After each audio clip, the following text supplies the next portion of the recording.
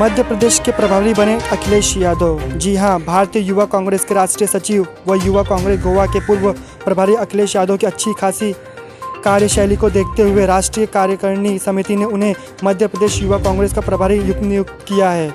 अखिलेश यादव हमेशा ही पूरी ऊर्जा के साथ तन मन और धन से पार्टी के लिए काम करते देखा जाता है। गोवा विधानसभा चुनाव में भी उन्हें प्रभारी बनाया गया था, जहां उनकी मेहनत का रंग भी कांग्रेस पार्टी को देखने को मिला।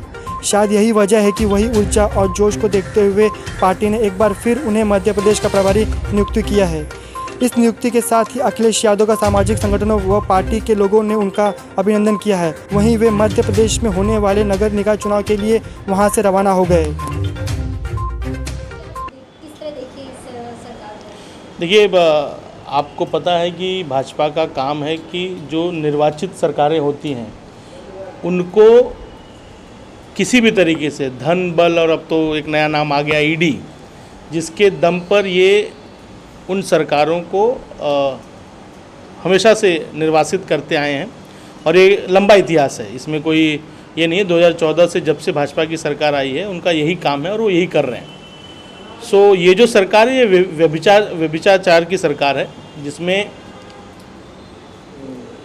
एक दल जो ऑलरेडी जिसका मुख्यमंत्री था, और पिछले 2.5 साल से आपको पता है कि महाराष्ट्र की जनता को बहुत अच्छे से ये बात पता था कि कोरोना काल में जिस तरीके से एमवीए की सरकार चली, महाविकास आघाड़ी की सरकार चली, उसको बहुत ही अनडेमोक्रेटिक तरीके से ईडी के द्वारा इस देश में जो देखा है, सरकार को हटाया गया है। ये एक अननेचुरल गठबंधन है जो अभी फ़िलहाल सरकार में है, लेकिन ये भाजपा का इतिहास है, इसके लिए आप क्या कर सकते हैं। इस तरीके से ये करते आए हैं। तो अब बीएमसी चुनाव भी करीब है, किस तरह से इस राजनीति के हलचल के बीच अब कांग्रेस किस तरह से इस चुनाव के लिए तैयार होगी?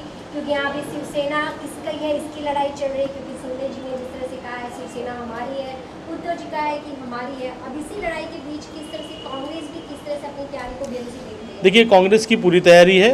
आदरणीय हमारे जो मुंबई कांग्रेस के दमदार अध्यक्ष हैं श्री भाई जगताप के नेतृत्व में तमाम आंदोलन, लोगों के मुद्दों की आवाज़ उठाने का काम कांग्रेस जब से वो अध्यक्ष बने हैं तब से कर रही है। आप देख भी रहे होंगे, चाहे वो नाला सफाई का मैटर हो, चाहे वो सड़कों के गड्ढों का मसला हो, चाहे वो यहाँ के लोकल लोगों के जो भी मुद्दे हों, वो आदरणीय भाई जगताप के नेतृत्व में मुंबई कांग्रेस ने बहुत ही बेहतरीन तरीके से उठाया हो। तो कांग्रेस की पूरी तैयारी है और हमारी उम्मीद है कि हम इस बार इंडिपेंडेंट लड़ें, जैसा हमारी लीडरशिप चाह रही है, हमारे कार्यकर्ता भी चाह रहे हैं। बाकी ज़्यादा से ज़्यादा सीटों पे कांग्रेस चुनाव लड़ेगी और ज़्यादा से ज़्यादा सीटों पे इस बार कांग्रेस के नगर सेवक जीत के आएंगे, ये उम्मीद है हमें। मतलब एनसीपी और शिवसेना के साथ बीएमसी चुनाव में कांग्रेस नहीं होगी? देखिए, हमारे कई नेताओं ने, अगर आपने ध्यान दिया हो, चाहे हमारे वो अध्यक्ष हों, प्रभारी हों, सभी लोगों ने ये कहा है, सार्वजनिक मंचों से भी कहा है, और हम उसके साथ हैं कि हमारा जो चुनाव होगा वो इंडिपेंडेंट ही चुनाव हो। बाकी लीडरशिप को जो तय करना है वो करें, हम लीडरशिप के साथ हैं, लेकिन हमारा ऐसा मानना है कि ये कार्यकर्ता का चुनाव है और ये इंडिपेंडेंट ही होना चाहिए, तक पार्टी इंडिपेंडेंट लड़े। सबसे पहले आपको बधाई देना चाहूँगी जिस तरह से आपको एमपी में प्रभारी बनाया गया है। किस तरह की तैयारी है, क्योंकि एक के बाद एक अखिलेश जी को जिस तरह से जिम्मेदारी अगर पार्टी दे रही है, तो किस तरह से आप तैयार रहते हैं इन जिम्मेदारियों को निभाने के लिए? देखिए, मैं एक पार्टी का बहुत ही सामान्य सा कार्यकर्ता हूँ और छात्र जीवन से ही, कॉलेज लाइफ से ही मैं स्टूडेंट पॉलिटिक्स करते करते आज तक यहाँ तक पहुँचा हूँ। और मैं बहुत ही सौभाग्यशाली हूँ कि कांग्रेस पार्टी ने मुझे इतनी बड़ी जिम्मेदारी दी है। मैं मध्य प्रदेश का प्रभारी बनाया है। पार्टी जो भी जिम्मेदारी देती जाती है मैं उस काम को कर रहा हूँ और मैं करता रहूँगा। इसके पहले भी मैं गोवा में था और अभी मध्य प्रदेश का प्रभार मिला है यूथ कांग्रेस के नाते, जो चूँकि मध्य प्रदेश में दिसंबर 2023 में चुनाव आने वाले हैं और अभी नगर निकाय के वहाँ चुनाव चल रहे हैं। तो नगर निकाय के चुनाव में भी काफ़ी बहुत अच्छा प्रदर्शन करी। गाँव की जो रूरल सीटें हैं ज़्यादातर कांग्रेस उसमें जीत कर आ रही है। तो आने वाले समय में मध्य प्रदेश में एक बहुत अच्छा मौका है हमारे पास सरकार बनाने का, और आदरणीय कमलनाथ जी के नेतृत्व में कांग्रेस पार्टी वहाँ बहुत अच्छा काम कर रही है। आपने टूटी हुई सड़कों की भी बात की है, तो अभी अगर हम अंधेरी की बात करें, सबसे पॉश एरिया माना जाता है जहाँ सेलिब्रिटी से लेकर राजनेता भी यहाँ पे रहते हैं, लेकिन यहाँ रोड में गड्ढा है या गड्ढे पे रोड है, यही नहीं समझ में आ रहा है। किस तरह देखते हैं आप इसे? देखिए, ये तो आपको देखना पड़ेगा कि पिछले 25-30 सालों से बीएमसी में कौन रहा है और क्या किया है। आप हम सभी जो यहाँ के नागरिक हैं, शायद देश में सबसे ज़्यादा टैक्स मुंबई कर भरता है, लेकिन उसको एक अच्छी सड़क तक नसीब नहीं है। तो ये हमारी लड़ाई है, हम जनता के लिए इस लड़ाई को लड़ेंगे, और अगर जनता हमें चुन करके ले आती है बीएमसी में, तो मैं आपसे वादा करता हूँ कि आने वाले 1 साल में आपको यहाँ पे टूटी सड़कें नहीं मिलेंगी। ये कांग्रेस का वायदा है आपसे। हमने जिस तरह से खुद आपको गोवा में देखा था चुनाव के दौरान, जिस तरह से आप जमीनी स्तर पर रहकर आपने काम किया, शायद पार्टी ने उसी मेहनत को आपको देखते हुए एमपी में भी प्रभारी बनाया है। किस तरह से उसी धूनी मेहनत के साथ या फिर उससे ज़्यादा मेहनत के साथ एमपी में भी आप अपने कार्य को करेंगे? देखिए, मैं जैसा मैंने आपको कहा कि मैं एक पार्टी का सामान्य सा कार्य करता हूँ, और ये बड़ी बात है कि पार्टी ने मुझे जिम्मेदारी दी है। अभी मैं एमपी का दौरा शुरू ही कर रहा हूँ, आज से ही मेरा दौरा शुरू होने वाला है एमपी का। तो मैं वहाँ पर जाकर के पहले हमें परिस्थितियों को समझना है। हमारा यूनिट बहुत एक्टिव है वहाँ पे, यूथ कांग्रेस, मध्य प्रदेश यूथ कांग्रेस बहुत एक्टिव है। बहुत सारे मुद्दों पे बहुत सारी बातें हम करते हैं, लड़ रहे हैं। वहाँ पे शिवराज सिंह की जो भ्रष्ट सरकार है उससे बहुत ज़्यादा लड़ाई चल रही है हमारी।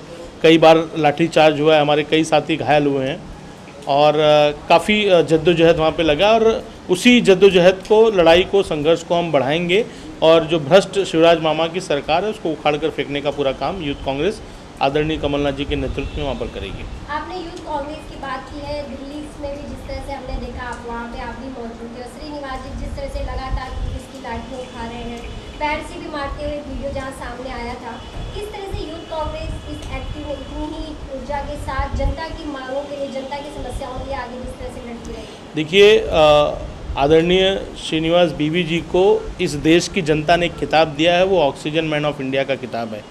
जब दूसरी लहर में लोगों के पास सांस लेने के लिए ऑक्सीजन उपलब्ध नहीं थी, ये भ्रष्ट सरकारें, चाहे वो आम आदमी पार्टी की हो, चाहे वो बीजेपी की सरकारें, जब सो रही थी, वो व्यक्ति अपनी जान पर खेलकर लोगों को ऑक्सीजन पहुंचा रहा था। उसके साथ कैसा व्यवहार किया पूरे देश ने देखा है। क्या ये ऐसा किया? दिल्ली पुलिस को शर्म नहीं आई इस चीज़ के लिए कि इस तरीके का व्यवहार वो कर रही है आदरणीय श्रीनिवास जी के साथ? हमारी लड़ाई है, हमारे नेता को बेवजह की चीज़ों में फंसाया जा रहा है, गलत किया जा रहा है। कांग्रेस लड़ेगी। आप मुझे बताइए, किसी राजनीतिक दल का कार्यालय बंद करने का अधिकार किसने दिया सरकार को? क्या हमारी पार्टी अपने कार्यालय में मैं नहीं जा सकता? आप में से कोई व्यक्ति अपने ऑफिस अगर जिस दिन बना कर दिया जाए कि अपने ऑफिस नहीं जाना है आपको, आप क्या करोगे? उसी को इमरजेंसी कहते हैं ना, कि आपको आपके कार्यालय नहीं जाने दिया जा रहा है। कांग्रेस का कार्यकर्ता एआईसीसी में जाना चाह रहा है, दिल्ली पुलिस बैरिकेडिंग कर रही है। क्यों कर रही है भैया? मैं आईओआईसी ऑफिस को बैरिकेड किया गया, बंद किया गया, हमें एंट्री नहीं दी गई। क्यों नहीं दी गई? क्या इस देश में नहीं है क्या एआईसीसी का कार्यालय, आईओआईसी का कार्यालय? तो देखिए, हम अपने नेता के साथ, हमारा नेता इस देश का सबसे ईमानदार और सभ्य नेता है राहुल गांधी। जैसा कि आपने भी देखा होगा, वो केरल के दौरे पे थे और किसी व्यक्ति का एक्सीडेंट हो गया, अपने काफिले की एम्बुलेंस से उस व्यक्ति ने उनकी मदद की। वो इंसानियत वाला नेता है, वो समझता है चीज़ों को, झूठ और मक्कारों जैसा नहीं है, वो फेंकू नहीं है। तो उस नेता के लिए, हमारा नेता है, वो हमारा गौरव है, हम उसकी लड़ाई लड़ेंगे। ये जितनी बार उसको प्रताड़ित करना चाहे, परेशान करना चाहे, कर लें। यूथ कांग्रेस, कांग्रेस का एक कार्यकर्ता राहुल गांधी के साथ डटकर खड़ा है, खड़ा रहेगा, क्योंकि राहुल गांधी इस देश का भविष्य है, इस लोकतंत्र का भविष्य है।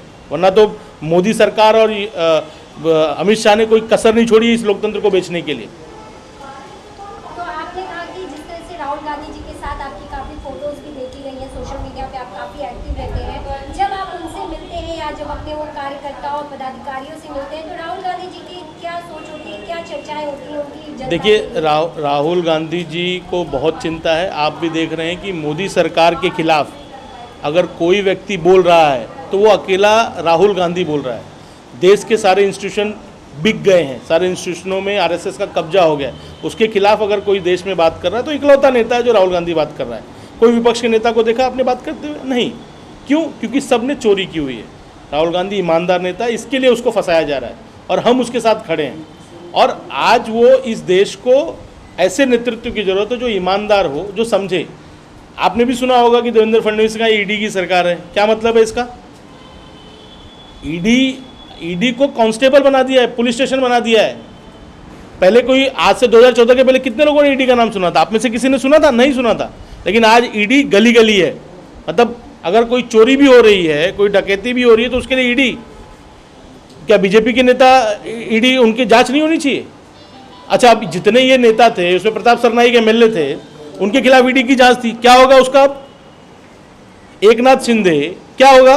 ये जितने भ्रष्ट नेता थे जिनके खिलाफ ईडी की जांच, अब क्या रुक जाएंगी?